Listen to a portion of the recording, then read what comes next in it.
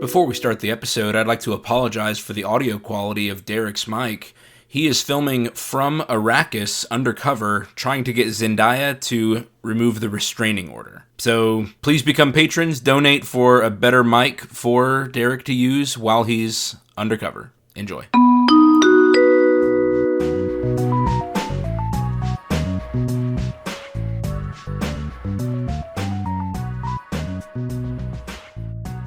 Welcome back to My Mythical Meta, your gaming podcast that's actually a secret friendship podcast. My name is Travis, and I am joined by everyone. The entire team is back. All of the metapods are hardening. I'm joined by my brother Benjamin. Hello. My good friend Derek. That's me. And my good friend Randy. Heyo. Everyone is here. How was y'all's 4 weeks? Or what seems like 4 weeks. Seems like it's been forever. It's been good here. Me and my girlfriend adopted a new cat, named him Mr. Business. Oh, Nice. that's So awesome. now we have Sirius and Mr. Business. Together, they're serious business. I love it. Attorneys at law. That's right. Do you have pictures of Mr. Business? I can get you some. Okay, I'll make sure to put them in the video. How about you, Derek? What you been up to? Just living La Vida Loca.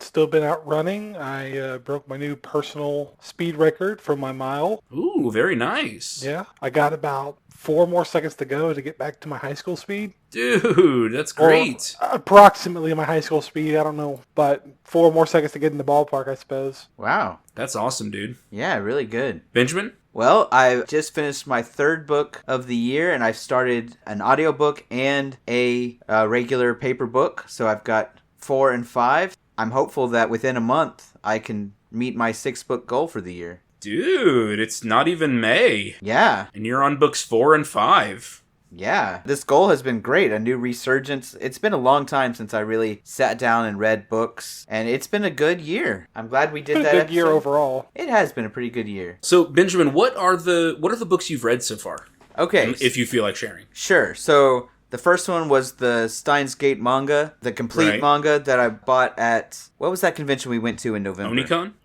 Onicon, yes. And I listened to Dune Messiah, the second Dune book. Excellent. Was it good? Yes. Very, very good. And then I read Wanted, a Superhero to Save the World. You know, a young adult book. I was just pre-reading it to see if I would want to pass it on to my kids, and it was pretty good. You know, fun. Not Nice. super heavy or anything. And then now I have started A Truly Remarkable Thing. The book is called An Absolutely Remarkable Thing by Hank Green. I loved A Truly Remarkable Thing. Yeah, it's your book. Wait, is it the second or the first one? I don't know. It's your book that... Okay, if it's mine, then it's the first one. Okay, you loaned it to Momo. She brought it to, I think it was Ezra's birthday party. Yes. And you left without it. And so it's just been sitting around in my house for months. And I said, you know what? I might as well read it. Dude, it's amazing. It's so good. Yeah, it's cool. It's cool so far. And then the other one I've started is Never Split the Difference, which is a negotiating book. Ooh, a little nonfiction self-improvement. Yeah. Very nice. Yeah. I feel like there's more in there somewhere that I've read, but I can't think of it, so I'm just going to say that's what I've read. Sounds great. Well, make sure you keep giving us reviews of the good stuff you read. Okay. I have got some pretty cool updates, y'all. First, my house is basically finished. Yay. Yeah. Woo! Hooray. When are you going to have us over to play? Very soon, hopefully. Good. We're going to need to rearrange furniture and stuff like that, but basically there's 2 things that still need to be painted, and they're going to be coming tomorrow or Saturday to do that and get it all finished up. Yay. Yay! Very, very excited. I love my new upstairs room. I love my new living room downstairs. I love my new outdoor patio. It's basically a whole new house. It's really, really amazing. That's awesome. I also have a couple new side hustles in the works. First, I applied online to a AI training company. Oh, fun. Basically, you answer questions as if you are an AI, and the AI scrubs those responses in order to learn. In order to learn what good responses look like. My guess is that that's what all AI is. You type something into That's probably. into ChatGPT, and then they send it to someone doing an AI research, and then they just give me the human answer. That's probably true. But I mean, how would you get it back instantaneously though? Hey, time machine. Oh, okay. Well, anyway, I passed the 3 tests in order to get hired, and then I did the trainings, and then I have started doing responses already. Wow. Awesome. Cool. Making some moolah. Whenever Skynet rises, They'll they'll kill let him. Travis live. Right. And we thank Travis for his contribution. I'll kill you last. Yeah, exactly. Just make sure And you it don't would- say, "Are you Sarah Connor?" That's when we know. I am the Terminator. Yeah, they modeled the Terminator after me. Right. This impressive physique. My last side hustle is that I got a part-time job at a game store. Woohoo! How Get that ironic. money. Woohoo! Capitalism. You make me sick. I know. 1 shift a week to stock shelves and stuff. You're stocking shelves. You're not interacting with the gamers and stuff. Oh no, I am like salesman. Okay. Yeah. Okay. Good. Like it's a retail position. Yeah. Cool. I'm just saying, as soon as they make me clean a bathroom, I might be out of there. Well, we'll see. As soon as one of those like sweaty gamers blows up the commode, Like, nah. I might have to be like, nah, No, this I was didn't find fun it. and all, but I think I'm out. Are you allowed to shout them out on the show or no? Well, they made it very clear that I am not allowed to talk about Eldorado Gaming in their store, and so I am don't going to get a make shout-out it here. very clear that I am not going to give them a shout out here. We don't want any conflict of interest. Sure. All right. I mean, obviously, I'll talk to them some more about it. We can get some mutual advertising happening, but yeah, they were very, very clear. I feel like when we were there, like I didn't really see much crossover, if you know what I mean. Like they had some cheap plastic. It's dice. really just the dice. Yeah, I mean, yeah, like they're and they just do like plastic, just normal chess resin X. gaming dice and stuff. Yeah, just normal chess Sets. X sets. But Yeah, Okay. so J- anyway, just save that money and Japan spending money. yeah, exactly. That's what I'm doing is saving up for Japan and contributing to my household again. Very nice. Yeah. All right, we have got a special episode today. We're going to start out with our Patreon shout out, and we're going to shout out our patron, David. Yay, David. Been here since the beginning. We thank you so much for your continued patronage, David, especially sticking with us through a dry spell without episodes. Today's topic is for you. David has reached out to us and asked a little more about building decks for Magic the Gathering. And so today's episode is for him. You too can become a patron and send us episode ideas by going to patreon.com/mymythicalmeta. Benjamin, what's the first perk that people get from joining our You Patreon? join our Patreon and you get an exclusive 20% off coupon for EldoradoGaming.com. Go there, check out the shiny metal dice, the play mats, and other gaming accessories, and you get an exclusive 20% off of our already low prices. You can get our premium gaming accessories shipped right to your door. Randy, what's the other perk they get from joining our Patreon? Early and ad-free content. You will always be able to get the episodes without any ads forever, as long as you're a patron. That's right. And of course, you'll get access to the My Mythical Meta Discord server, where we chat about games and where we play games together. Lastly, surprise perk from Derek. Here we go. If I don't get a Patreon subscription, I will spoil one popular show a week until my demands are met, starting today. So you know I'm a man of my word. I did not care for the ending of Game of Thrones. Left much to be desired. Let that be a lesson. Next week, who knows? Maybe it's the new Fallout show. Y'all better contribute. Get in if you don't want your favorite shows spoiled. Even though, Derek, I think Game of Thrones ended 4 years ago? And was universally not like the ending. Derek said, I thought that was new. Wait, what? There is a new Game of Thrones show out if you can get your hands on the scripts for that. I did see that they put the House of the Dragon episodes comes out like in June, I think. Okay. All right. Yeah, I look forward to that coming out again. Pretty fun. All right, before we get to today's episode, we do have The Eldorado Ascension Classic. Hello, Commander. I do my killing before breakfast. So 7 o'clock. 8 o'clock. I do my killing after breakfast. I know Kung Fu. Come on, stop trying to hit me and hit me. You throw another moon at me, and I'm gonna lose it. Allied to good! Nightmare to you! We have got a bit of a shakeup, y'all, is happening in the Ascension Classic. Now, Derek is still in the lead with 86 points. However, bad luck or the yips? Conspiracy. Derek only got 6 points last session over the course of 3 games. Womp, Only 6 womp, points? womp. Derek, what is going on? Well, I got 3 people trying to make me lose, and 2 of the games I didn't do anything. Yeah, being on the top really put a target on your back this last weekend when we played. Yeah. All I wanted to do was play good chef. We had some people pulling some shady moves. That's all right. Got hatred in my heart. Looking at Randy. Been building infect decks. Wait, gonna become the So- problem. Shady. So, Derek, do you understand how I felt now that you've had Randy intentionally steal a survival from you? Well, no, yeah, I was, so Randy, instead of killing Benjamin, he made a deal with Benjamin to come in second place so that way Benjamin could win over Travis and I. In a game that I feel like Travis and I could have had an equal chance of winning and coming back because Benjamin only had like 2 life or whatever. And I was mad, but Randy is my opponent and he's allowed to want me to lose. Or, he's my opponent. He doesn't owe me anything. Yeah. And it was the same thing that happened with you, where by saving me, Exactly. he came in second instead of Right. third. Yeah. Yep. Yeah, it's tough. Listeners, our emotions do get a little heightened, even only knowing that pride and glory is on the line at the end of the league.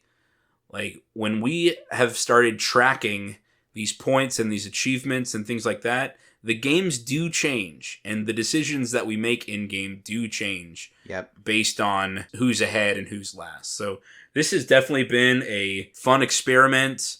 We're going to keep going for... Did we agree on 25 games? I don't know. We flip-flopped on like 1,000 different ideas. We still haven't decided on that, but we're not going to just play straight 32 games or whatever. We are going to cut it off probably in the next couple months. Did we say 100 points? That was an idea a while ago, but then we figured that might only be, one more session. So That might be the way to go. which I would be fine with, because that one more session will probably be in May. Yeah. Okay, coming in second place, Benjamin reclaims second place. He has a total of 80 points. He earned a staggering 15 points, and he is chomping at Derek's heels right now. Derek at 86, Benjamin right behind with 80. Benjamin, how's it feel to reclaim second? Feels good, but if you ain't first, you're last. So, gotta keep chugging.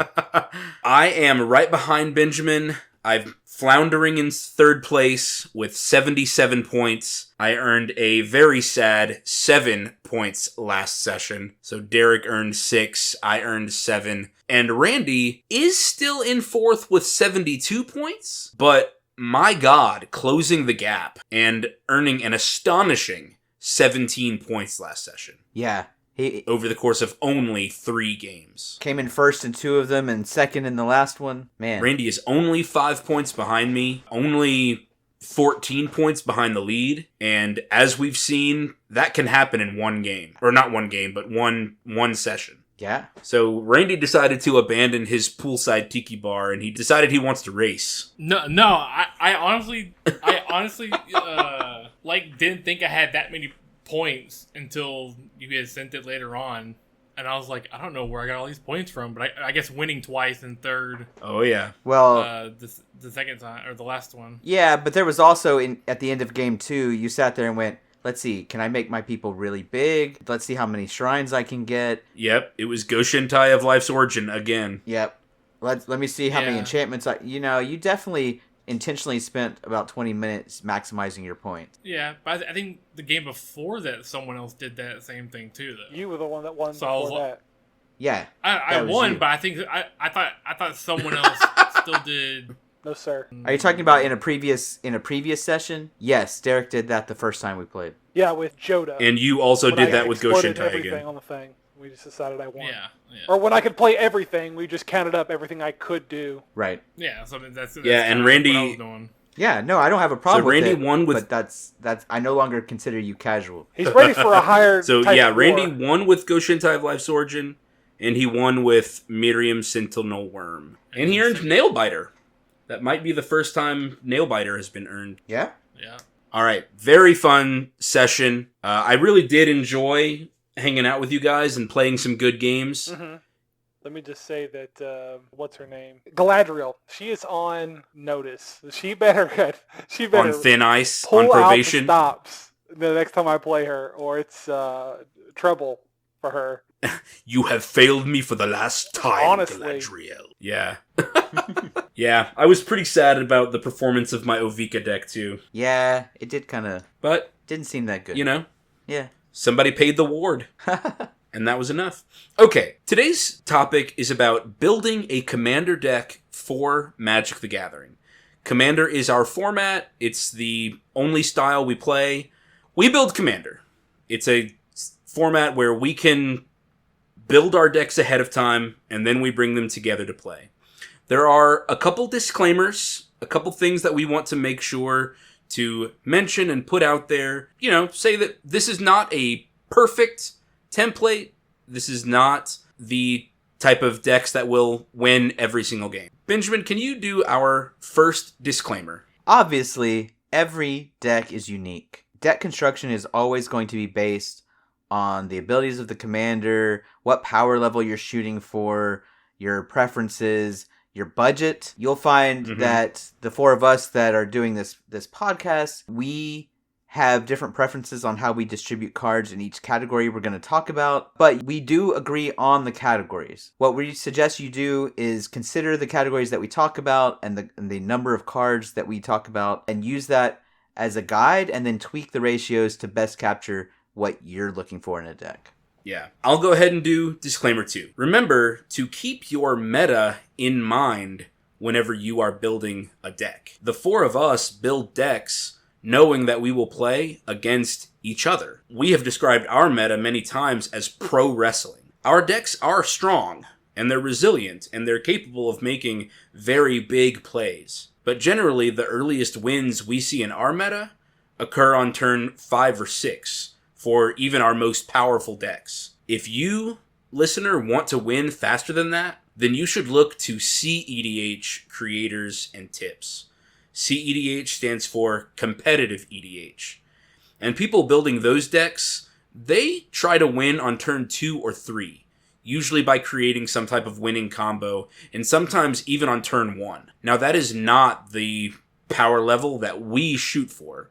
Our template would not help you reach that level. If you want to build something more powerful than winning on turn 5 or 6 at the most powerful, that's probably what we can do, then you should look to a different deck building template or different deck building tips. Does anybody have anything they want to add to that? Sure, just that CEDH really builds on a different axis than what you expect for pretty much any style of deck building, whether it's EDH or anything else. They all follow very similar deck building rules, and then CEDH and like high level vintage are a different animal. Like you said, if you're looking for that, you probably need to go elsewhere.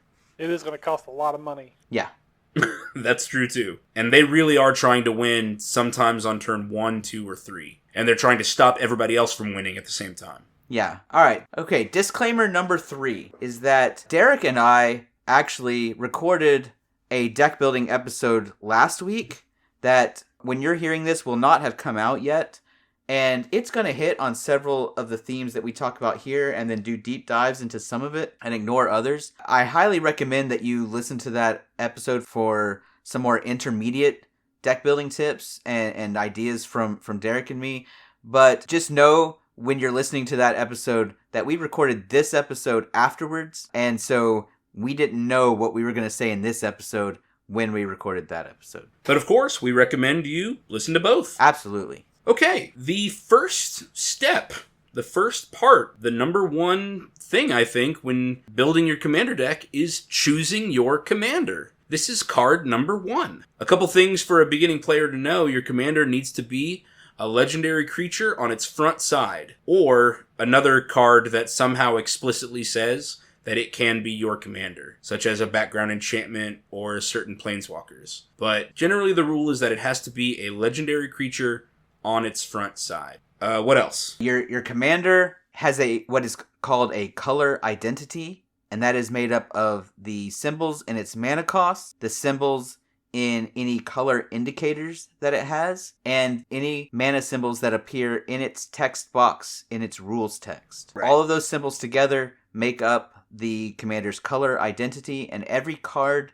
that you put in your deck must be within the color identity of your commander. So, for example, if your commander is red, green, and white, you can have red cards, red and green cards, white and red cards, but nothing that has blue or black in its color identity. Right, and we say mana symbols in the mana cost and its abilities because, for example, we have cards like Goshintai of Life's Origin and Sisei Weatherlight Captain. Goshintai only costs green mana to cast, but then has all 5 mana symbols in its rules text. And the same with Captain Sisei. She has only white in her mana cost, but then all 5 colors in her abilities. Right. So those 2 commanders can actually have cards of any color. Yeah. And that's kind of what you're looking for. There are also cards like Alesha, who smiles at death. Her mana cost is only red, but then has an ability that includes white and black. So a deck for Alesha, who smiles at death, is a 3-color identity. Red, white, and black. Yeah. So this first step is just choosing a commander with a cool ability that you want to push to the extreme. Maybe it's a commander that is a cool character, maybe it has cool art, and maybe it just has a cool theme that you want to see pop off. What goes through y'all's heads when you're thinking about picking a commander? What inspires you? I'll be honest, I really like commanders, well, especially lately, and I can thank Randy for this, commanders that come out early. Yeah. And do something cool early on, so you can just do the thing while everybody else is still building. Why do you say you have Randy to thank for that? Because he built Rograk and Ardennes for me. Oh, that's right. And so, of course, you can always play Rograk on turn 1, no matter what. And Ardennes comes out, 2 turns later, and they're doing the thing early. And so, yeah, it feels really good to be swinging in with your commander, and your commander's abilities are front and center. It feels great. That eventually led me to the monkey. Ragavan. Right? I love my commander comes out on turn 1, and I'm doing the thing while y'all are playing a tap land or playing ramp or whatever else. Yep. Of course, we'll talk about that later. There are some really cool commanders that are really expensive, and those are fun too.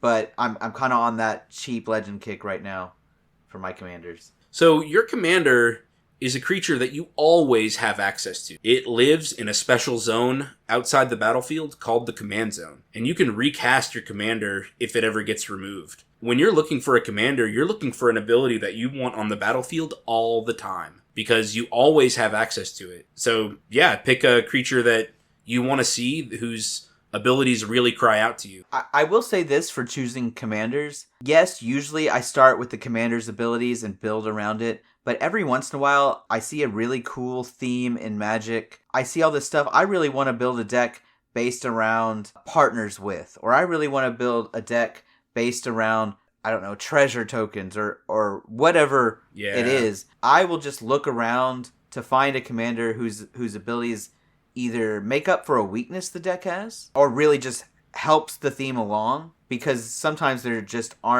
either aren't commanders that are right on theme, or the best commanders that are on theme lack the right colors. Yep.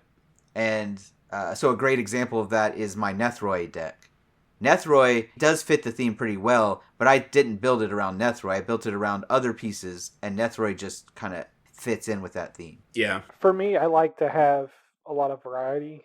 I mean, I'll pick a commander because I like the character, like Megatron, Omnath. I think those are, I really like those characters. But usually I find a theme that I want to do that I haven't done already, and I'll try to pick the colors I don't have already just to have a different experience every time I play. Like if it's the same deck, why have 2 different decks that they're doing a similar or different, like a similar thing or the same thing. I like to jump around and experience a lot of different things. So I try to have a different theme and a different color, or at least a color combination that I don't have already. But there are just some commanders that I'm like, hey, I know I already have this color combination, but I really like this theme, and I think this is the best fit. But I have to for build it. the way I want to play. Yeah. Something to keep in mind when you're looking through legendary creatures and trying to get inspired is take a look at their mana cost. Take a look at their mana value, because that is going to determine when you can cast that spell. When in your game plan can you get that ability onto your battlefield. Personally, I really don't like commanders that have a mana value greater than 4 these days. How about you guys? I haven't necessarily been avoiding like any kind of like commander. I mean, that's kind of what I do is I build towards the commander, depending on the ramp, it's like that. But a lot of, I think, other than Geshath and technically Henzi, all my other commanders are 4 mana. Oh, and I guess Frodo and Sam, they're all less than 4, other than Geshath. And it's not something I'm trying Galadriel is 5, Oh, right? yeah, that's right. Yeah. It's not something I'm trying to do. It's just something that's happening. I guess power creep is just like, hey, they're 4 CMC now. But I do like the big boys. I do love Geshath. It's probably one of my favorite decks, just to vomit out tons of dinosaurs.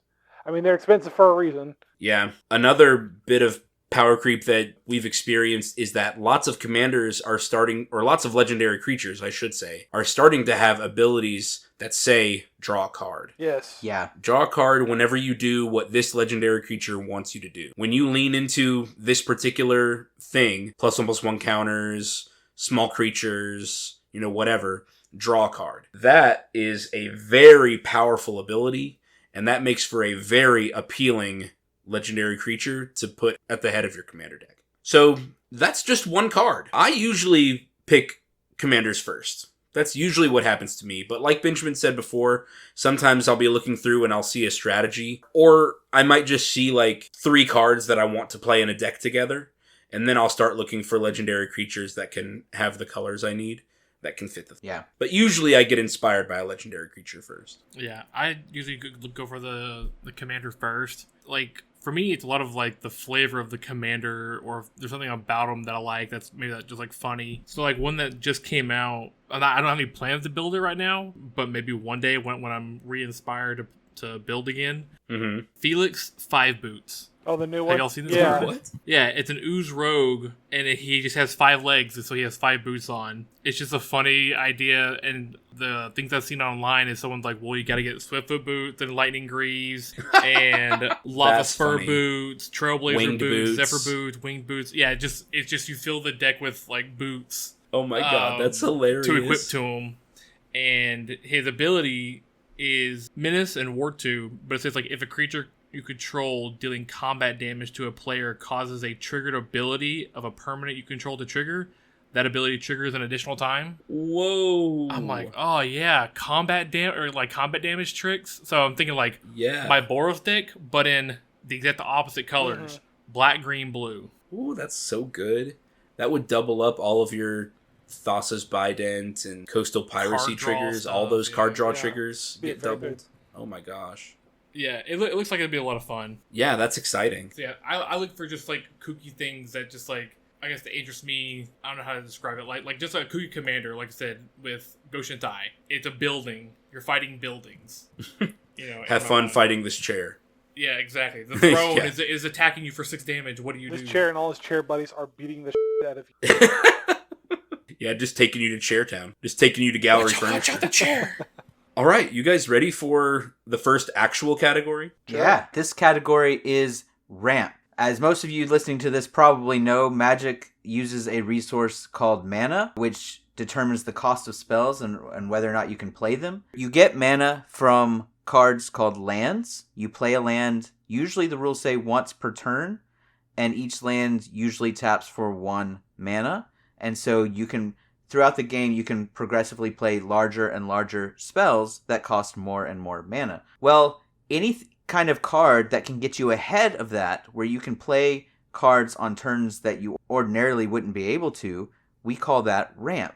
And so this category is called ramp because it lets you play larger spells earlier in the game. It ramps you up to those things. It lets you spend more mana than your turn number would normally allow you to. Exactly. And so there are several ways to do this. There are cards that let you play extra lands. There are cards that let you put lands from your library directly into play. There are cards that make mana in other ways besides lands. And your deck wants some number of these cards. Basically, every deck wants these. I think I have one deck that doesn't play any ramp like this. Otherwise, every deck wants some number. I don't know about y'all, but I usually start with the baseline of 10 ramp cards. What do you think? My starting number for templates is 10. Usually I end up with between 12 and 14, just because I like to keep a couple big cards in my deck, just because that's fun for me. Yeah.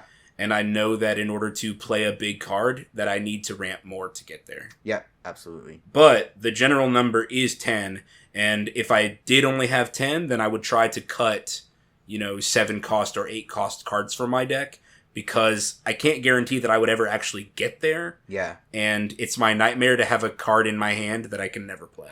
It's just dead. It's just a waste of a card. Yeah, it just sits there taunting you. Exactly. It says, man, wouldn't it be great if you could cast me with, not enough mana, looking back up at me saying, sorry, we couldn't get there. Yeah. So if you're a newbie listening to this because you were looking for a deck building template, this is the first thing you need to know. And it's one of the first things that I think new players struggle with. Why do I play this boring card that just makes mana or finds a land to put into play?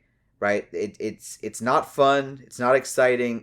It doesn't feel like it'll win you the game because it won't beat your opponents down for 10 life or whatever. But to play those flashy cards that look really cool, to play your dragons and your angels, you need the mana to cast them.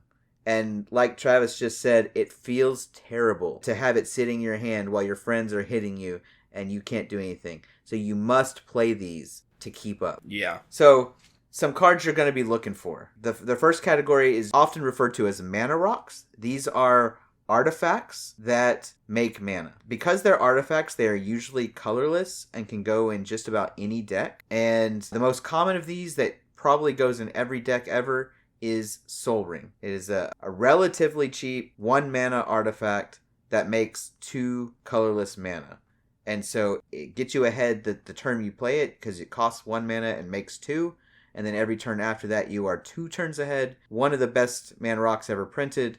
And it's been printed many, many, many times, which is why it's cheap enough to just make sure you always have one. Yeah. It will never be lower than $2, I don't think. No, I don't think so. Because every deck needs it. Yeah. You better have a really, really good reason if you cut Soul Ring from your deck. Yeah. I think I've had one deck in my entire life that didn't run a Soul Ring, and that was Child of Alara. Yeah. Because Child of Alara is going to die and destroy my Soul Ring, and I won't get to use it. So, yeah. But that was it. You better have a really good reason for not using it. Yeah. I think Soul Ring is probably absolutely up there. Maybe it's in the top 3 because it costs 1. There are some that cost 0, Mana Crypt and Mana Vault, Mox Amber. And the dollar price is going to go way up on those. Yeah. Because they're amazing. Because they're going to ramp you for free. You don't have to pay any mana. And then you start looking for your 2 mana rocks. Some ones that I just want to call out are Mind Stone. Because later in the game, you can chuck it for a card. Yep. And then the Signets. So you have Arcane Signet, which can tap for any color in your commander's color identity. And then there's all of the Ravnica Guild Signets, which filter 1 mana into 2 mana. Those are just really good. They're staple cards. Add the talismans in there. Yes. If you go to Scryfall and search Talisman, you'll find them. They cost 2. They tap for 1 colorless. Or they tap for 1 of 2 colors and deal 1 damage to you. Yeah. Those are fine. Yeah. Those are really, really great because in Commander you have 40 life to spend. So your life is a resource at all parts of the game. Definitely. I think the medallions, is that the one where it makes spells of that color cheaper by 1? Yes. Are they medallions. Yes. 2? Are they 2 cost or are they 3 cost? They cost 2 as well. Yes. Yeah, you're right. I like them if you're trying to chain, if you got a lot in that one color. I mean, don't put it in like a 3, 4, or 5 color deck, but 1 or 2, you could start chaining it. It really saves a lot of mana over time. Yes. Oh, yeah. For sure. I would want a lot of spells in a single color because they don't make mana. So if let's say you play Ruby Medallion, which reduces red cost spells, and then you're trying to play, on turn 3, you're trying to play Worn Power Stone. Well, you better hope you hit your 3rd land because your Ruby Medallion didn't get you there. Mm-hmm. So yeah, there are some other cool cards for casting artifacts. Joyra's Familiar, Foundry Inspector, I think is the one. Is what it is. Yeah, is that right? Yes. Artifacts. Yeah.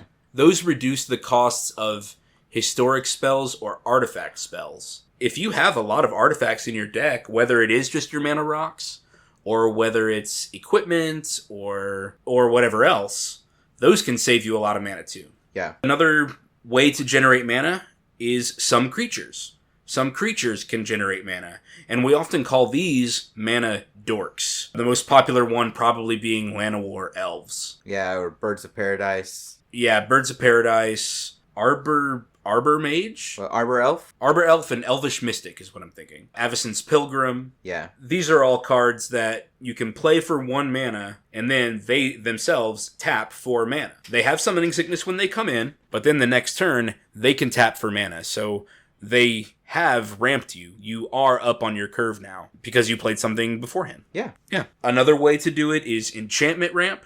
Green especially does a lot of enchantment ramp. These are cards that are auras. So you can equip a forest or you can equip a land you have, and now that land taps for more than it did before. So these are cards like Wild Growth, Overgrowth. Obviously there's a bunch, but I can't seem to remember any of them. Utopia Sprawl. Uh-huh. I really like that one. You said Wild Growth, right? Yeah. Pulling up my Elevator deck to check. Yeah. Fertile Ground. Yeah, Fertile Ground. Fertile Ground. Yeah, that's right. That's a good one. Another thing to think about with your enchantment ramp is there's lots of them that cost 3, but they'll have some other effect. Gain 3 life, or put a +1/+1 counter on a creature. And these are great for whatever synergy or whatever theme you're trying to make the rest of your deck around. Yeah. If the rest of your deck is about +1/+1 counters, play the enchantment that enchants a land, ramps you, and puts a +1/+1 counter on it. That way you're doing what your theme wants and ramping at the same time. Yeah. The same can be said about mana rocks too. There are lots of 3 mana rocks that tap for 1 and also do something cool. Yeah. Put a +1/+1 counter on a creature, or creatures you control of a certain color get +1/+0. So you kind of have your own little anthem effect on a mana rock at the same time. I normally stick to 2 mana ramp, but they are starting to make some really cool mana rocks at 3 mana that do interesting things. Is it Midnight Clock? Yes. Taps for blue, and then Midnight Clock is 2 and a blue. It taps for blue, and then after 12 turns, I think you sacrifice it and draw 7 cards. Yeah. Is that right? Yeah. Yeah. And not 12 of your turns, 12 of everyone's turns. Yeah. So it's basically, turns. if you have 4 players in your pod, in 3 turns, you get to refill your hand with 7 cards. Yeah. Really cool way to play your blue mana ramp and then keep going. I would say anything over 2 needs to be really on theme for what you're doing. Yeah. Otherwise, it's kind of setting you back, because when you're trying to get ahead, you want to get ahead early. So there are some high mana ramp spells that I used to play a lot of that I don't play as much now just because they cost too much. Gilded Lotus is a great example of this. I used to play that all the time. Yeah, and it's great Yeah. if you're trying to get to 8 mana consistently. Okay, I would still play it, but not at the expense of the 2 mana. Yeah, the 2 mana is boring. You play your Arcane Signet on turn 2, and it helps you go from 2 mana to 4 mana on turn 3, and you're like, I still can't play my 8-drop. But without that 2 mana ramp, you're not playing your Gilded Lotus on time. Those of you who don't know, Gilded Lotus is a 5 mana rock that taps for 3 mana of any color. It's excellent. It can fix your colors. It takes you from 5 to 8 or 9 mana when you finally get it, but you got to get to 5 first. I would never cut the cheap ramp to play the expensive ramp, and I would only play the expensive ramp if I'm going really, really big. Yeah, have a reason to do it. Don't just throw it in a deck just because it's ramp. Yeah, and then Yeah. I think we should definitely mention the most important ramp especially if you are playing green as one of your colors, and that is land-based ramp. It is safe. Absolutely. It is absolutely the best, yeah. Yeah, and it's the best because if someone plays Farewell or Merciless Eviction or Vandal Blast or whatever, those are Austere things... Command. Austere Command, yep. There's so many things that can get rid of your enchantment ramp, your mana rocks, your mana dorks, and you're set back all the way to how much land you had before. But there's very little mass land destruction played in casual Commander that if you play a card like Rampant Growth, which is a 2-mana sorcery that grabs a basic land from your deck and puts it on the battlefield, that land will always be there. And you will have ramped permanently. It gets you the next color you need to keep going. And it's just very, very efficient and effective. So playing cards like Rampant Growth, there are a couple of 3-mana ones, Cultivate and Kodama's Reach, that get a land on the battlefield and one in your hand. Generally be okay with I that. think Farseek is 2 mana. Farseek is 2 mana. Nature's Lore. 2 mana. Yeah. 3 visits. 3 visits. I was thinking about that one. Yeah. Nature's Lore and 3 visits are really great because they say search for a forest and it comes onto the battlefield untapped. Yeah. Yes. In that same vein, Yeah. Skyshroud Claim costs 4 mana. You go get 2 forest. They come into battlefield untapped, so could be having it could be like a 2-mana spell kind of. Yeah. Yeah, it's almost like an immediate refund. Yeah. Almost. Tax rebate. It's not, but it is almost like an immediate refund. A tax rebate. Yeah. Another thing that's great about land-based ramp is that while not statistically significant, it does thin your deck.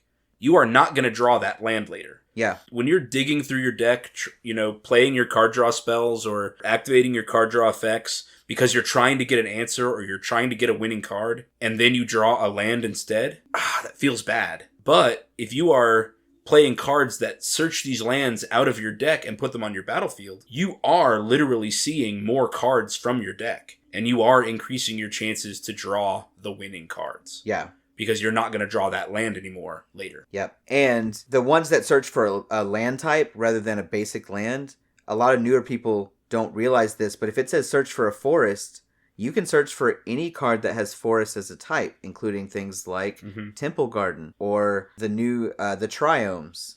I forget, I don't remember the specific names for those. I don't think anybody knows There's the Rogrin, Ikoria which Triome is the names. Jeskai one. Oh my god.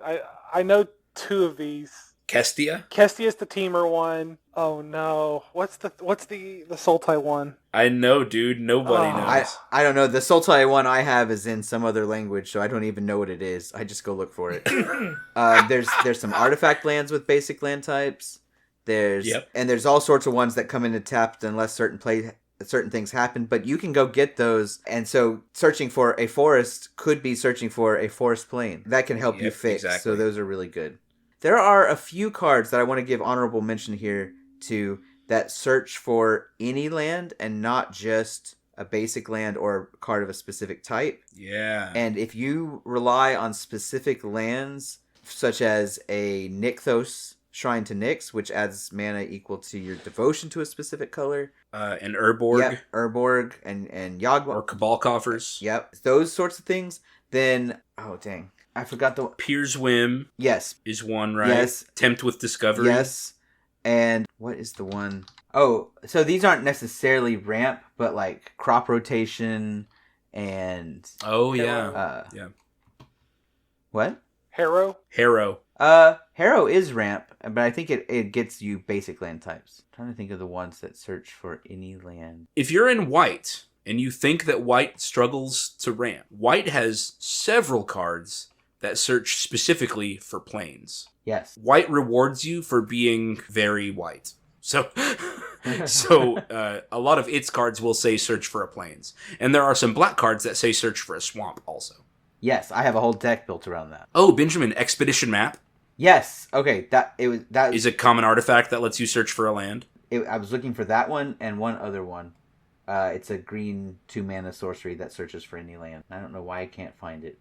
Into the North searches for a snow land. Right, and there's quite a few of those now, so those are good. The one I sent you earlier today, I liked the Tower Winder. Yeah, that one looks like... Yeah, Tower Winder lets you search for Command Tower. And I like that it's like you search your library and or your graveyard. So I kind of enjoyed that. Like unless someone exiled it, you won't whiff. Or if you've already drawn it. Well, yeah.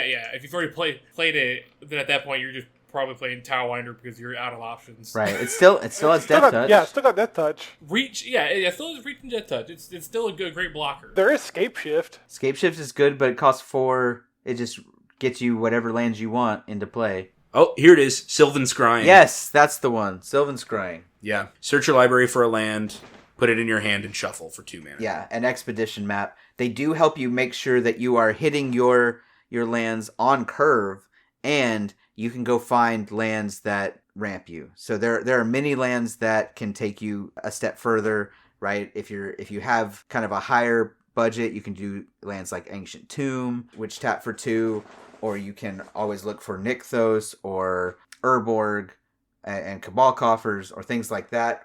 And so because there are lands that can ramp you, I would consider those cards that search for any land to be forms of ramp as well. Yeah. Like we said, the general number that we closely agree on is 10 as a minimum for ramp. Yes. 10 cards whose primary purpose. Now again, if they do a synergistic thing with the rest of your deck, that's great. But you need to have 10 sources of ramp in your deck. And like I said, if my curve is higher, then usually I'll add 2 or 3 pieces. Or if my commander does something that needs lands, I'll add a couple more pieces. Stuff like that.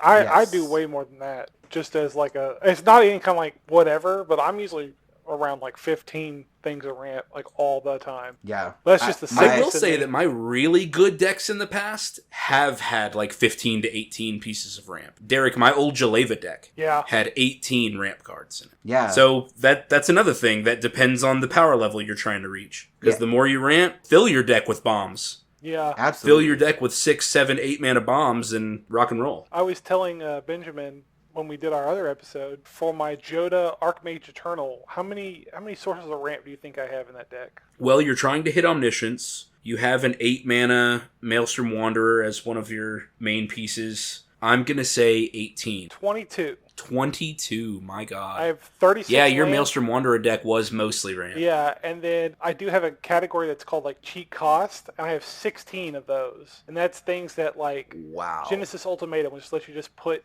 permanents onto the battlefield. Itali, put it on the battlefield. Aid from the Cow, put it on the battlefield. You know, all those kind of things. So 22 plus that 16 plus the 36 lands. Oh my god. Insane, dude. That's awesome. Okay, are we good with ramp for now? I think I'm solid. I think there's a benefit and a drawback to each one of them. Well, let's go on to probably your second most winning category. Like we talked about ramp already. This second category is the other category that you must have if you want to win the game, and that's card draw or card advantage. You need to see more cards from your deck than your opponents do. If you see the most cards, you can play the best cards. Okay, you've got to have card draw or card advantage in your decks. Commander decks have 99 cards. You know, card number 1 is your commander, and then the other 99.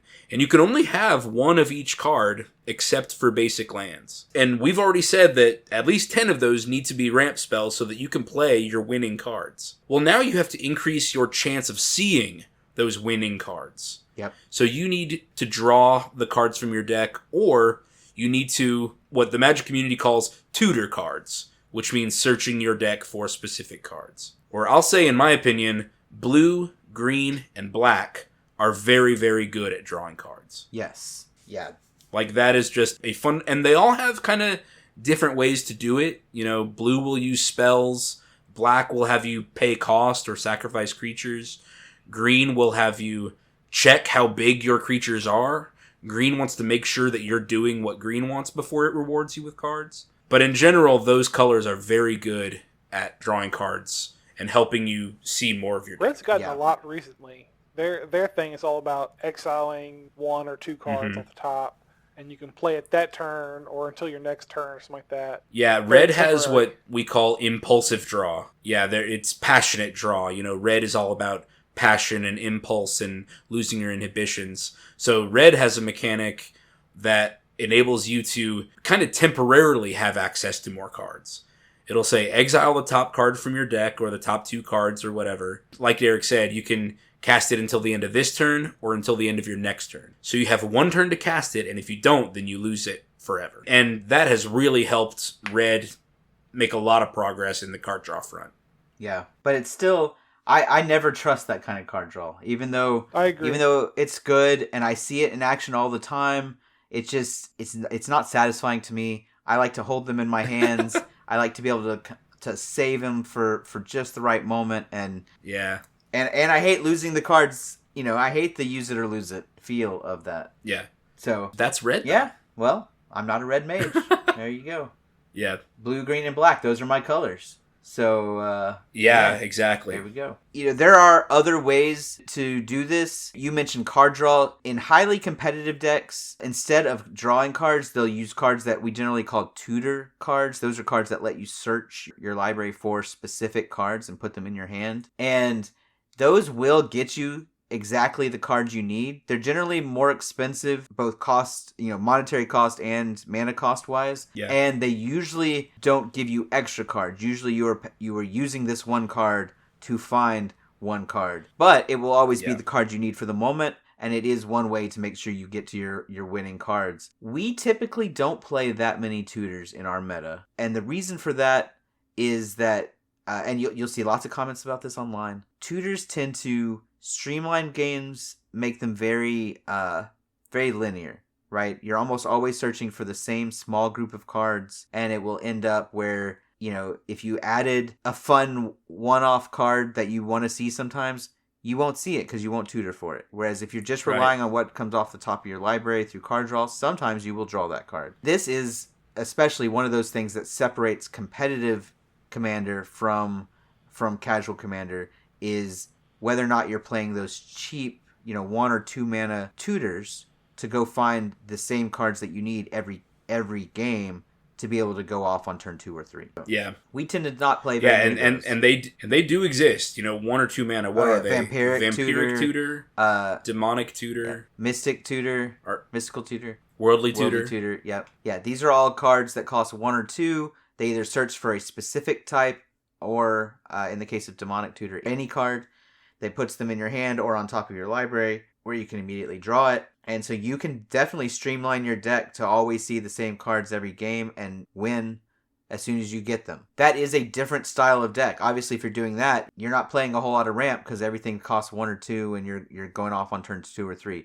But in our meta, where we're not playing that type of tutor, you generally want to rely on card advantage, seeing multiple cards per turn instead of just the one you draw at the beginning of each turn. And I think you will have a lot more fun playing that way instead of with tutors, and so will the people you play with. And if you're going to play in a more casual meta, card draw or other forms of card advantage are, in my opinion, the key to winning the game. I agree. So I absolutely agree. It's going to increase the variety of your games. Like you can play the same deck, 3 times. But if you aren't relying on tutors and you're doing the card draw route instead, you can win or play with different cards every time. Yeah. You've got your commander that stays the same, so your theme is the same, but maybe different elves hit the field first, or a different vampire hits the field, and it starts making the game go in a different direction. Yeah. It increases the variety a little bit. Once again, for this category, the general number, the minimum that we agree on, is 10. Yeah. You should have 10 cards in your deck that enable you to see and cast more cards than drawing 1 per turn would normally allow. I know that our patron David is a Yu-Gi-Oh player, and this is a category that Yu-Gi-Oh players understand very well. Pot of Greed is a banned card for a reason, and all it says, y'all, is draw 2 cards. Yeah. Card draw, card advantage. Seeing more cards is going to help you win the game. Yeah. And unlike the ramp category, where I could think of excuses for not having 10 ramp cards, if my curve is all 3 or below or something like that, but I have never built a deck that I liked that had fewer than 10 card advantage spells. Never, ever. Yeah. I would argue that you almost can't have enough card draw. Yeah, I agree. I think card draw even more than ramp, is the most important thing you can put in your deck. Because if you can't draw cards, you're not going to win. Every deck that wins has card draw. Yeah, I agree with you. Listen, I can have less ramp if I have more draw, because if I have more draw, I'm more likely to hit the fewer ramp spells I have. Yeah. Mm-hmm. I'm more likely to hit the ramp, and I'm more likely to hit my land drop every single turn. You can't have enough card draw in your deck. I'll even go a step further and say the more ramp you have, the more card draw you need. Because there's kind of this opposite thing where we were talking about not having enough mana to play your spells earlier, but there's a terrible feeling of having 20 mana and nothing to spend it on. Yes. Oh, God. And yes. And if I'm playing 20 ramp spells, I'm probably also playing 20 card draw spells because... Okay, you ramped into your 8-drop, you played your 8-drop, and now you better hope it gets you there because your hand's empty. And a well-timed Swords to Plowshares, and you're stuck with nothing. Mm-hmm. Yeah, you're speaking to past me and my Avacyn deck. Yeah. You ramp to 8, get Avacyn on the board, and then you have an empty hand and no board wipes to play. Yeah. My Ashaya deck, where literally every card in it is a land, is probably, I think, plays 20 cards that draw cards because I want to keep my hand full to keep putting stuff on the field. So I like a mix of what I call, just in my own head, I call it burst draw and steady draw. I like to have some cards that give me 2 or 3 cards all at one time. In black, you might see spells like Sign in Blood and Night's Whisper. These are amazing black cards. They provide burst draw for very little mana. They both cost 2 mana. And they say, draw 2 cards, lose 2 life. Yeah. I really like spells like that. But I also like some steady draw. And usually these are enchantments or artifacts or maybe a creature. And they say, when you do X, draw a card. Or they might just say, like, at the beginning of your upkeep, you draw a card. Right. Or gain a life and draw a card. Like Phyrexian Arena. Right. Lose life, draw a card. Yeah. Lose life, draw a card. Or even something like, what is it? Greed? Or Underground Connections. Yeah, pay 2 mana, draw a card. Pay 2 mana, draw a card. You know, as long as I have a source of being able to see, even if it is only 1 extra card a turn, I like to have a few of those. Yeah. So a mix of burst and steady draw. Beast Whisperer is a green card that is great steady draw because it provides a card each time you cast a creature spell. Yep. This can be built around. And you can ensure that it happens often. That way you draw lots of cards. Go back and listen to Randy's Go Shintai of Life's Origin deck. This is an enchantment deck. He has several, what the Magic community calls, enchantresses. This is a very common effect that says, when you cast an enchantment spell, draw a card. It's steady draw, but it can be built around to really take advantage of. I do like steady draw, I think, more than burst draw. Not because I think it's better. I think burst draw is actually probably better in most cases. But I like the steady draw because I tend to like to build grindy decks. And I love to draw cards when I have the mana to use them. So like if I use a Siphon Mind, that's one of my favorite burst draw spells. Oh, I love Siphon Mind. Yes. So good. Yeah. Which, great at card advantage. Yes. I'm going to draw 3 cards. Each of my opponents is going to discard a card. But I just spent 4 mana to draw 3 cards, which is a very good rate. But now, my turn is over. So those 3 cards sit in my hand until next turn, and then I can use them. Whereas, if I play a Phyrexian Arena, when I draw that card, my mana will be open. Because I don't draw that card. And every time I draw the next card, I have the mana to play it. And so I never get stuck in a position where somebody wheels, makes me discard my hand and draw new cards, or where someone plays their own Siphon Mine and I'm discarding one of the cards I just drew, because I always have the mana when I play the card. And in the worst case scenario where they destroy the Phyrexian Arena before I draw a card, then it was basically a discard spell. I played a card to get rid of one of their cards. Yeah. So I don't hate it in that situation. So generally, I tend to, just my style of play, I generally like the grindy, steady draw over time. But I will say that that's a personal preference and not a strategy thing. I think burst draw, making sure that when you spend the mana, you do get the cards is probably better most of the time. Yeah, I'm in that camp where I think that I use Steady Draw a lot. I use Beast Whisperer. I use Garruk's Uprising. Use those in almost every single deck I build. Yes, Garruk's Uprising is another I great build one. Burst, or I like Burst. Rishkar's Expertise, Yes. an incredible burst I draw just spell. don't know if I'll be alive a lot of times. If I'll be alive next turn, and this 1 or 2 or however many cards, 6 cards, whatever, could be the difference between getting a removal spell to save myself from losing commander damage or something, or getting rid of whatever. So I'm a big fan of Burst. I don't think you can go wrong by having a little bit of both, though. Yeah. Randy, do you want to add anything in here? I don't know if I had anything to really add. I mean, I kind of agree with what Derek said there at the end that, burst is nice to have, but I think maybe I'm more on Benjamin's side of just, like, being able to consistently get, like, an extra card or two, like, every turn. It's nice to know that it's like, okay, I don't have to worry about top decking one card because maybe I have 3 chances to top deck the card I need. Mm-hmm. This may not be popular, but I do like the mana rocks that can be sacked for cards. Commander Sphere, I know it costs 3, but it can be sacked for a card later. Mind Stone, Hedron Archive. I usually don't go all the way up to Dreamstone Hedron. Costs 6, and then you have to pay 3 to draw 3 cards. But I do still put Hedron Archive in several decks. It costs 4, it taps for 2, and then you can pay 2 to draw 2 cards. I like those because if I get into the late game and, like Derek said, I'm desperately looking for removal, or I'm desperately looking for one final answer, I can start throwing out the baby with the bathwater and start trying to just dig for cards. Yeah. I think there are some Ravnica ones. What are those called? Clue stones? Yeah, it takes a lot for me to want to put a clue stone in my deck, I'll be honest. Desperate. I think those are pay 2 mana, draw 1 There's card. other ones that were pay 4 mana to draw 2 cards. Those are the lockets. Yes. I'm kind of okay with the lockets. Really? I mean, I haven't put one in a deck in a long time. Oh, okay.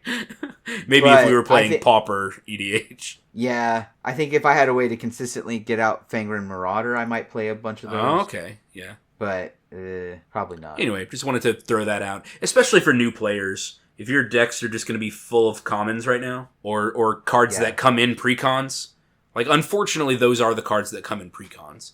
Hedron Archive, Mind Stone, Commander Sphere, and I'm just saying I don't see anything wrong with those. Hedron Archive, I'm fine with. It only costs 2 mana to draw 2 cards, right. And in the meantime, it ramps you from 4 to 6. Yeah, it's not my first choice for ramp because I want to play my ramp early like we talked about, but if you're going big, I will happily play a Hedron Archive. And I agree with you with the Commander Sphere and the Mind Stone, especially the ability to cash in for a card when you no longer need the ramp is great, because it's so common that you draw your ramp spell on turn 10 when you've got 11 mana available to you, and you're like, I don't need an Arcane Signet. But a Mind Stone is 3 mana to draw another card. Yeah. And so is a Commander Sphere. And so the fact that you get to keep going when you top deck a dead card is so much better than other forms of ramp. So yeah. And I want to add another form of steady draw that I think y'all don't really do, but I've built several decks this way. And that is filling your deck with cantrips.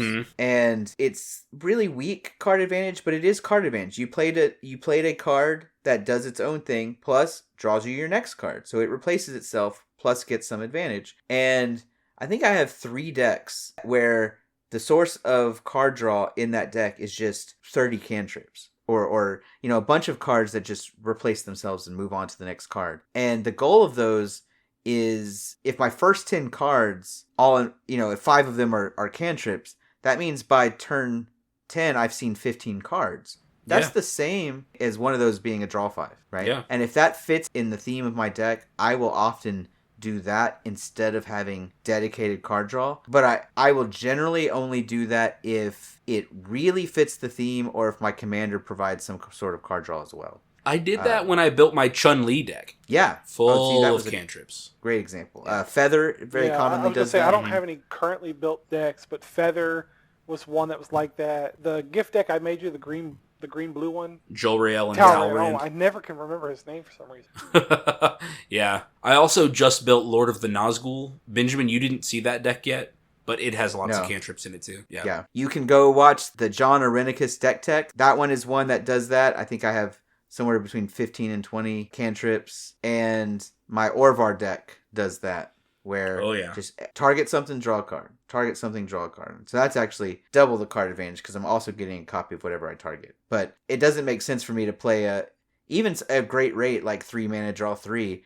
I would rather just play a 1 mana, draw 1 because I also it's part of the theme. It also triggers Orvar. I was thinking when you were talking about cantrips, another thing that sometimes goes through my head when I'm thinking about card draw or card advantage is what I call virtual card draw. And graveyard recursion is virtual card draw. So yeah, definitely. So let me think about Ravos Soul Tender. Yeah. Or another card like Oversold Cemetery. These cards say once per turn, or it's on your upkeep, right? Yes. On your upkeep, return a creature card from your graveyard to your hand. Well, it's not card draw, but it's another card in my hand. It's just the same card I've already played before. Yeah.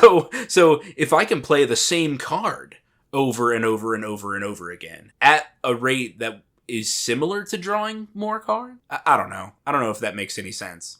No, absolutely. Black has several of these, of just like, hey, on your upkeep, do this. Black-Green Golgari has several cards that do this. Mm-hmm. I have my Kaga Shadow Archdruid deck, which has you mill cards every turn, and then each turn you can play 1 card from your graveyard. Well, that's draw. It's virtual draw. I'm seeing more cards in my deck, and I have access to more than just the cards that I had in my hand, plus my 1 card draw for the turn. Yeah, you can even do burst card draw this way with things like Morbid Plunder. It says return up to 2 target creature cards from your graveyard to your hand. Well, it's a 3 mana draw 2. One of my favorite ones is Grim Discovery. Grim Discovery is 2 mana, says choose one or both, return target creature card from your graveyard to your hand, or return target land card from your graveyard to your hand. If you're playing fetch lands, if you're playing anything like Harrow that sacks a land to go get more lands, anything like that, then Grim Discovery is always draw a creature, draw a land, which is fun. There's several cards like that are very cheap, 2 mana or 3 mana, that say, return 1 creature or return 2 creatures of the same type, or things like that. Mm-hmm. And so those are good forms of burst card draw. Green has several of those that can return any card to your hand. Yep. What is that, Regrowth? Regrowth is the basic one. Yeah. But as you go up, you'll hit ones that are like return any number with different mana values. Mm-hmm. Or return any number with converted mana cost 6 or less. Yep. Total converted mana cost 6 or less. So that might be like a 6 mana draw 4 or things like that, is assuming you have a way to put things in your graveyard consistently. So I'm definitely in agreement with you. And in fact, I kind of took to that really early. That's why so many of my early decks were graveyard decks. All right, let's get to the third category. We usually put 10 cards in this category too, depending on the other ratios. All of these categories are little knobs that you should tweak depending on how you feel your deck needs to be. But this category is removal and interaction. You have a game plan that you want to see through, that you want to push through to the end. Your opponents do too. And you need to be able to stop them. You need to be able to get in their way beyond just bashing your creatures into their creatures. You need to be able to get their stuff out of the way so that you can go in and finish the job. So removal and interaction, like I said, generally you want 10-ish cards in this category as well. Yeah, there's way too many to mention here. So I think just giving some general categories, you're typically looking at spot removal. That's a card that can take out 1 or 2 specific permanents. So something like we mentioned Swords to Plowshares already, that just exiles a creature. There are cards that are more versatile, like Despark or Vindicate. Those exile or remove a permanent. So there's spot removal that takes out 1 or 2 pesky things. Mm-hmm. Then there are board wipes. Those are things that take out a whole category of things. Maybe deals damage to every creature, or returns non-land permanents to their owner's hands, or things like that. They just kind of reset the board in some way. And generally those are for when you're very behind in the game. Most often, the color of the color pie that has the claim to fame on board wipes is white. Yes. So white will sometimes partner with other colors in order to create more varied or more specific board wipes. But this is another way that white creates card advantage, is trying to get lots of other people's cards with only one of your cards. I can play Wrath of God, which says destroy all creatures, that's 1 card from my hand. But if it takes out 8 cards from across the battlefield, from across my opponent's stuff, then the card advantage it generated was worth it because I knocked out 7 of their cards. Now, the problem with some board wipes is that they'll hit your own stuff. Right. So generally you try to play less of your stuff early, Right. and then you wipe the board and then start playing your stuff while everybody else is out of cards. Yeah. And We'll sometimes say they're out of gas. They played all their stuff, and now their hands are just, lands, or it's clearly not their best stuff because they might have played it already. Right. Exactly. And then the other category of interaction, there's spot removal, there's board wipes. The other one is more broad. It's going to be counter spells and reactionary spells. So maybe things like protection, Teferi's protection, or fog, counter spells.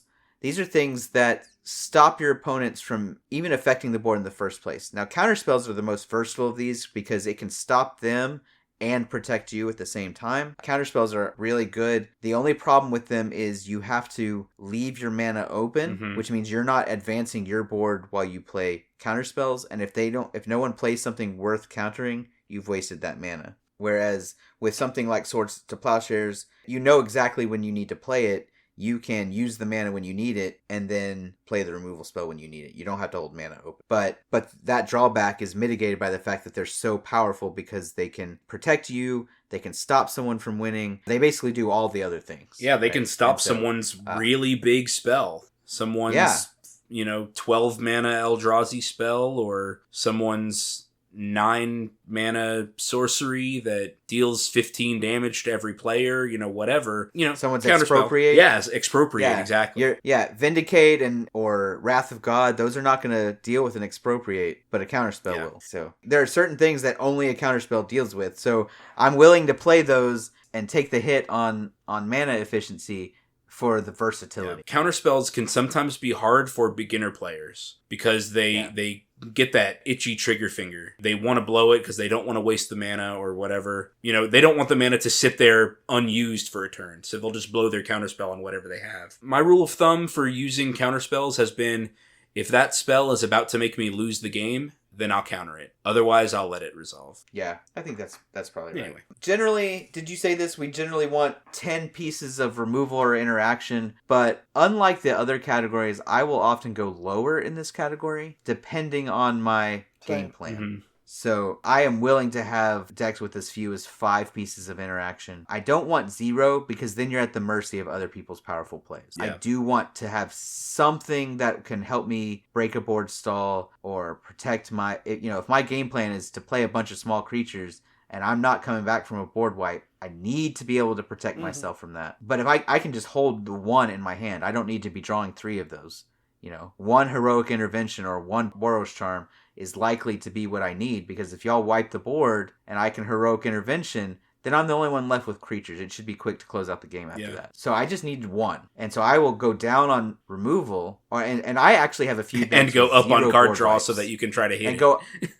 Exactly. Yeah. Exactly. So this one will have the most variety, I think, depending on your theme and the style of deck. Are you aggressive? Are you controlling? Are you more mid-range? Are you combo? Because those are all going to have varying levels of interaction. But unlike 60-card formats like Standard or Modern, where there are decks that don't play any forms of removal, you are definitely going to want some in some amount, because there are some things that you cannot survive if they play it, and you want to have something to deal with that. There was a time in the Magic community where the major school of thought was 5 board wipes, but people were wiping the board so often because everyone at the table had a board wipe in hand that games were lasting a very long time. I think most of the big podcasts now are saying 1. 1 really down to 1. 1 or 2 board wipes in your deck. I think it's a social game and the game has to end.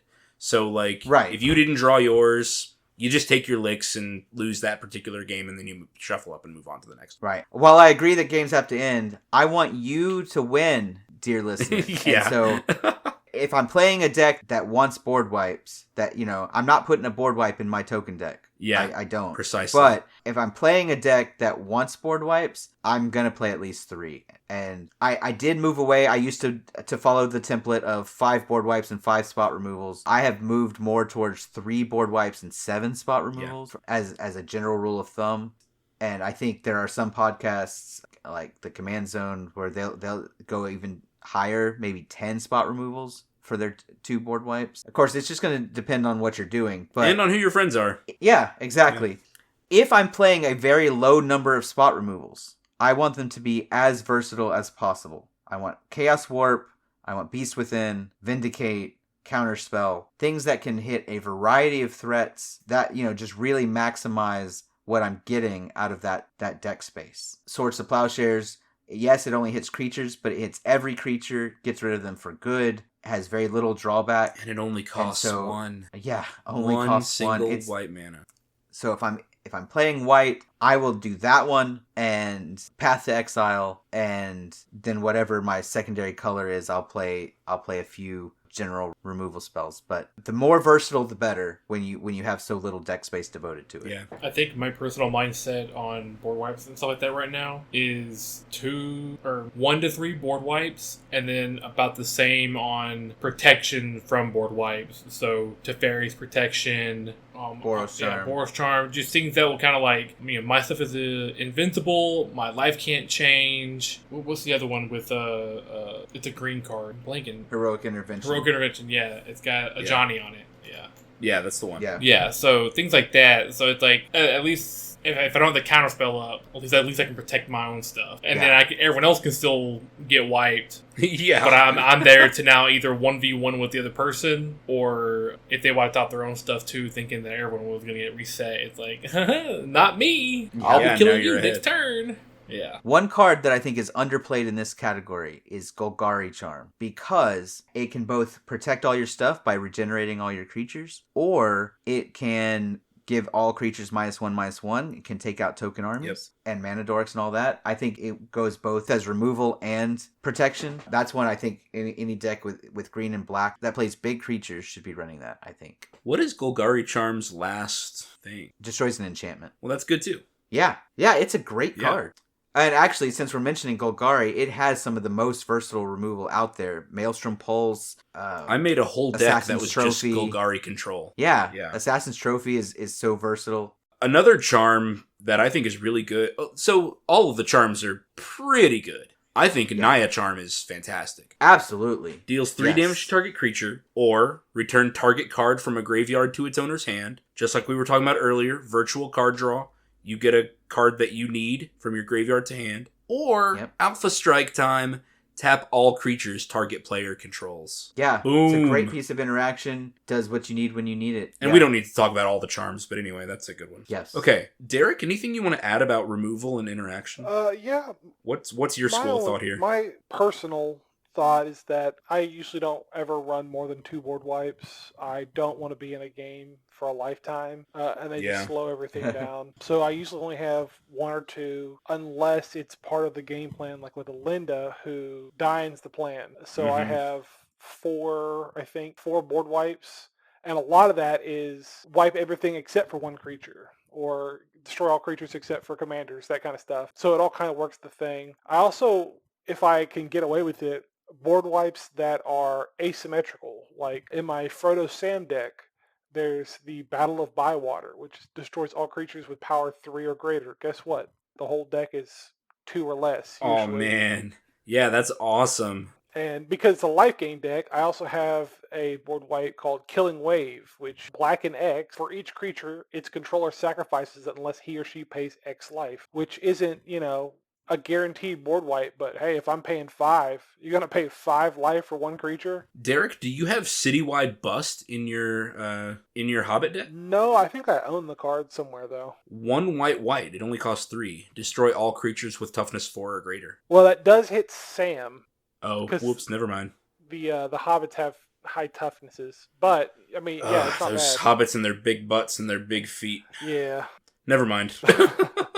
But I do run a lot of targeted removal. I mean, the idea with all of these categories is to, you can't run more than 100 cards. So you need to find cards that can do more than one thing, like removal and card draw, ramp and card draw, whatever. So a lot of my removal, like I'm just popping over, looking at my Geshaft deck. I have Scion of Calamity. He's a green 3, dinosaur 5/5, myriad. When he deals combat damage to a player, destroy target artifact or enchantment that player controls. The Geshaft hits that. I'm already like swinging to attack. So it's doing what the deck wants to, and I'm also getting additional value on top of that. So you gotta kind of try to get as much value in one card as you can. That's why power creep is as strong as it is. I actually think that's a perfect segue to the next category. And the next category is your theme, your synergy, whatever your commander is doing. In general, we put 30 cards in this category. And that means that this category is whatever you want, whatever your commander wants to be doing. Do you want to be playing lots of small creatures? Do you want to be doing the dinosaur thing? Whatever you want to be doing. And I will say that at every chance you can, these other 3 categories, ramp, card draw, removal, if you can, you should find cards that run double duty with your theme. Yep, so definitely. Scryfall is an amazing tool for doing that. If I want to find a ramp spell, I can search, I can go to text and put search library land +1/+1 counter. And I can find cards that do both. At every opportunity, you should try to find cards that are doing both your theme and these other core categories. Yeah. The only other thing I'd add on theme is that, you're probably going to have pet cards and all of that, but you do want to make sure that your theme curves out with your ramp, your commander, and your removal. You want to be hitting your theme a turn at a time where you're able to see a wide variety of cards in a row. Normally, themes are very synergistic. If all you do is play one creature on turn 4 and it gets caught up in the next board wipe, and then you don't play your next thing until turn 6 because most of your theme cards are 5, 6, or 7 mana, I'm not going to really be able to tell what you're doing, and you're not going to feel like you're doing the thing. You want stuff that goes 2, 3, 4, 5, 6, 7, so that you have a chance for them all to interact with each other, and you can feel like you're doing the thing. That's true for all these categories. We'll talk more about curving out within the categories on the next show with me and Derek. But just as far as your theme goes, just make sure it's fitting in with the other stuff you're doing. If you're playing a lot of 2-mana ramp, then you can have a lot of 4-mana theme cards because 2 goes to 4 mana on turn 3. And so that, again, ties into your commander. If your commander sets up your theme, you want theme cards that maybe are more expensive than your commander. If your commander relies on having support cards in play, you want theme cards that are less expensive than your commander. That's right. Yeah, go back and listen to the deck tech with John Irenicus. And Benjamin makes a very clear point of saying, these cards cost 3 so that when I play John on turn 4, he has something to give away. Yes. So yeah, John costs 4, and so building up through the curve really, really matters because John Irenicus has to have something already on your board to do something. Yeah, if you play him on turn 4 and all you did was ramp on turn 2, if you tap land turn 1, ramp on turn 2, John Irenicus on turn 3, he's just a 2/2 do nothing. Yeah, I would not do that. I think I'd rather No. I would almost rather sit shields down than put John out there for execution. So- with no support or nothing to give away or nothing to do. Anyway, last category. Benjamin, take us home. All right, the last category is the one that makes your deck run. It is the lands. A lot of people consider them the most boring part of a deck, and I get it, but it's the way Magic is designed. It relies on lands and the ability to play 1 per turn to be able to cast your spells. Generally, we start at about 40 lands. If your curve is lower, you can go down to 36. I do have one very, very low curve deck that I go all the way down to 28, but I would not suggest that for a newer player, even if you have a low curve, because most new players don't know how to guess what a low curve is. And so you want to have the lands to play your spells. It sucks to get stuck with cards that you can't play. So you can, if you're playing a lot of ramp, you can go down on lands a little bit more to make room for that, because those cards will take the place of a certain amount of lands. If your theme is lands or your curve is especially high, just err on the side of more lands. I was theory crafting a deck earlier today, and my current target is 44 lands for this deck. And why? Because I'm planning to play a bunch of 7-drop. Oh my gosh. The guys have not heard about this deck yet. Hopefully I can get it built in the next few weeks. But, I mean, you gotta do stuff like that because I want to play the 7-drops. And so... Yeah, if your curve is high or the theme itself is lands, and guys out there, if you're looking for lands to be the theme, that makes for very powerful decks.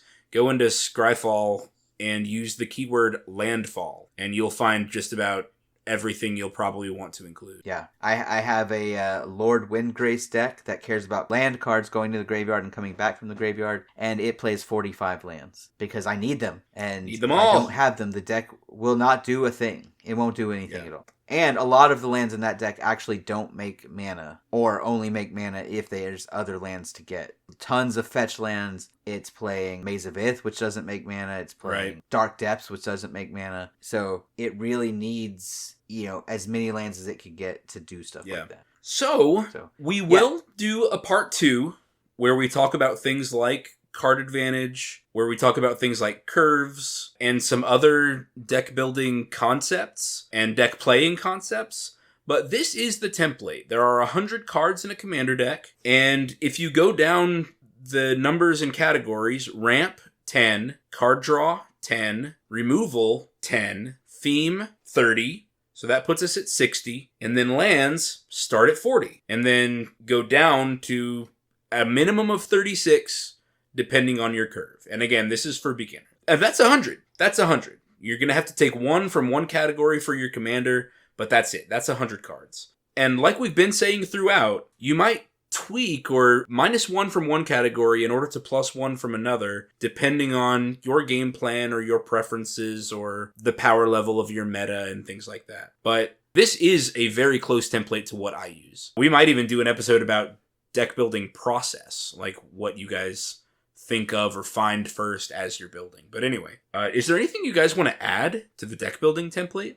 I think this is a good place to start. No. For sure. Yeah, and honestly, I think you'll be surprised at how good your decks will be if you just follow the template. This is how I started building decks early on, before the other guys knew about the right ways to build decks, and my decks were consistently better than theirs. And it wasn't until they got good at building decks that we kind of leveled the playing field. And I didn't know it as much about deck building then as I know now, but I was just following this very basic template. I was doing 5 spot removal, 5 board wipes, 10 card draw, 10 ramp, and 40 lands, and 1 commander. And that's literally what I was doing. And if you follow that, maybe it won't be perfectly refined, it won't be tweaked, but you'll never build below a 6 power level. I agree. I agree with that. I can really vividly remember discovering the Command Zone podcast for the first time and listening to a deck building template episode very similar to what we're doing now. And it was a level up moment for me. My decks leaped forward in power level compared to what they were before. I had never heard of ramp before. Oh, well, that'll do it. So I'm like, I have 37, or at the time it was probably like, I have 34 lands. Why can't I cast these 8-drops? And it's like if every third card is a land, you shouldn't, and you've got 9 cards that cost 8. Like, just the math is not going to math out to consistently, is your game going to go 8 turns even? Things like that. So a deck building template will hopefully be a level up moment, and that's what we hope we've done with this deck building template. Benjamin, was that your words of wisdom? Yeah. Yep, that'll count. Derek, Randy, any final words? Nothing from me. Just make sure you build a deck that you're going to have fun with. That's the important part. Aw, that was sweet, Randy. That was adorable. Okay, Derek, where can people find our Patreon? In hell. Bye. No! I'm trying to do that thing where I let other people give our social media coordinates, where I kind of bounce around the hosts so that everybody can say one. You can find us at patreon.com/mymythicalmeta. Perfect. Randy, what email address can they send to contact us directly? You can find it at mymythicalmeta@eldoradogaming.com. And Benjamin, what promo code can people use at eldoradogaming.com for their shiny dice and playmats and other gaming accessories? Use promo code META for 10% off your order. Alright guys, thank you very much. Thank you guys for being my great friends. Love you guys, bye. Bye. Later. Peace out. This episode was sponsored by Eldorado Gaming. Use the promo code META for 10% off your order. Please like, comment, subscribe, and share. This episode was edited by me, Travis Konishek, and our intro and outro music is by Tyler Heath of the Oh Hellos.